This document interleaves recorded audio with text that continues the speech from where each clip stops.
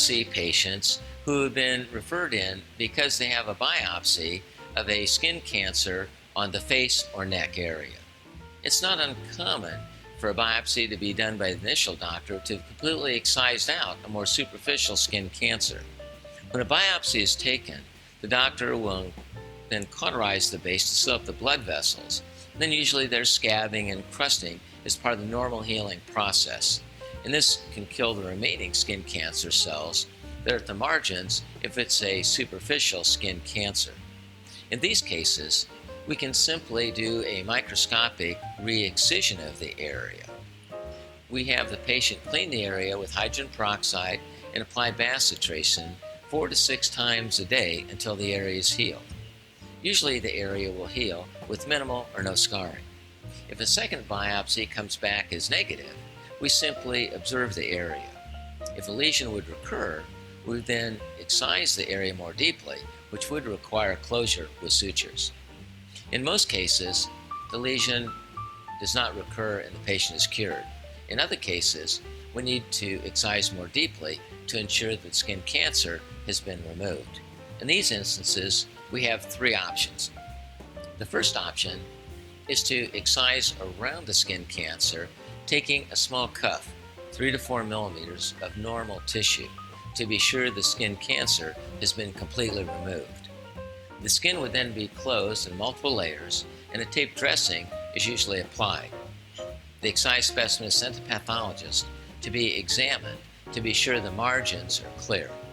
It takes approximately 1 week to process the specimen and for us to receive the report back. We see the patient back in 1 week to examine the area and to review the path report.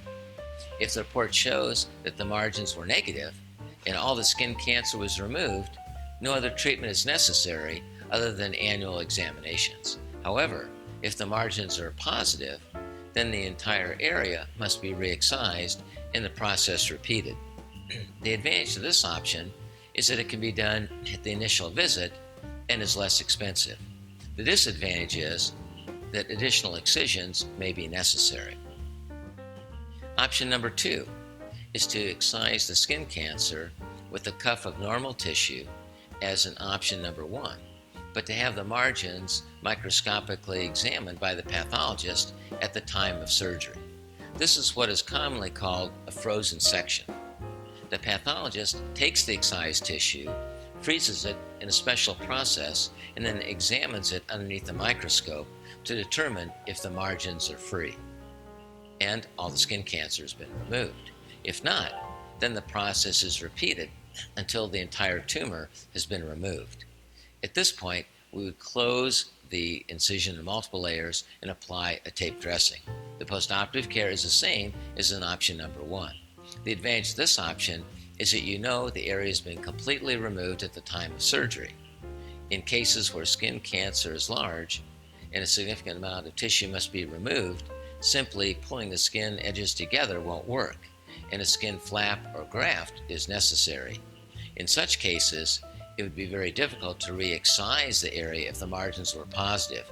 So we want to do everything possible to be sure the skin cancer was completely removed at the time of this more complex reconstruction. The disadvantage of option 2 is that it's more time consuming, usually needs to be done as an outpatient in a hospital, and is much more expensive. Option number 3 is to have what is called Mohs microsurgery.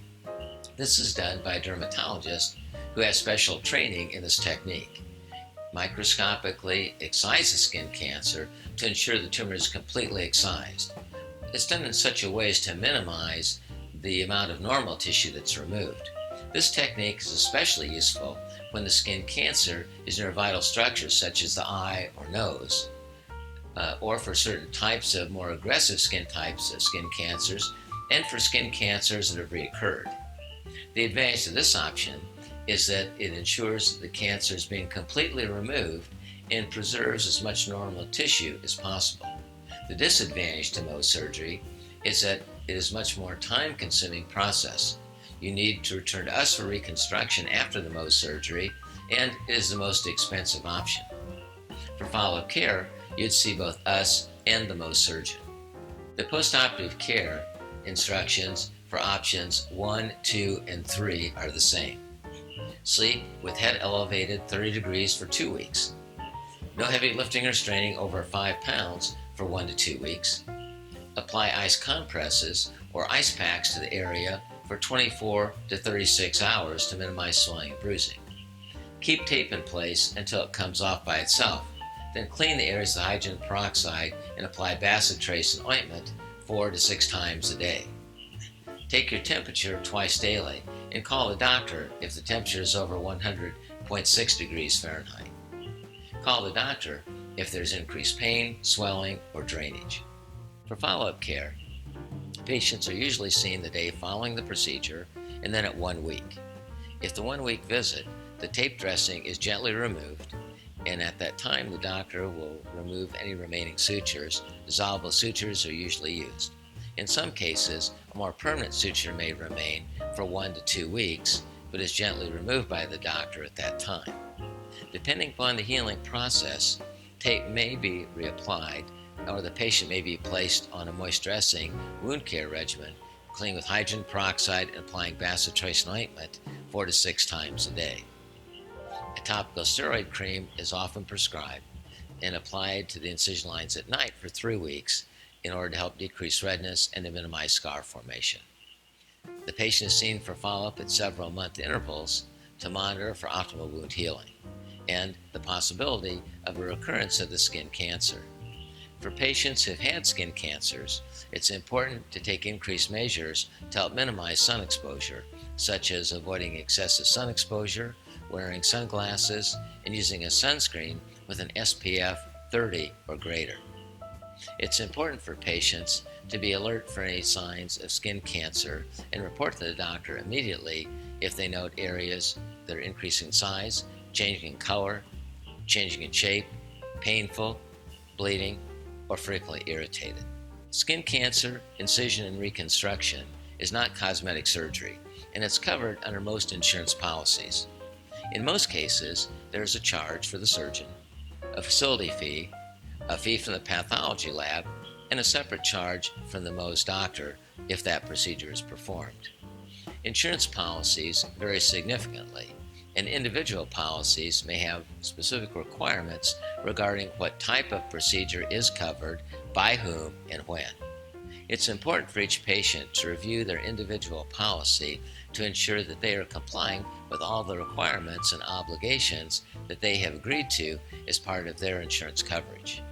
While we're happy to assist patients in their insurance, health insurance is a contract exclusively between the patient and the insurance company that they have selected, not the doctor. Ultimately, each individual patient is financially responsible for their care, and ensuring that the information has been properly and timely submitted to their insurance company and that they have complied with all the insurance company requirements. Medicare requires that patients go to a Medicare participating physician if they desire to have Medicare cover that doctor's services. We do not participate in Medicare, so our services cannot be turned into Medicare for coverage.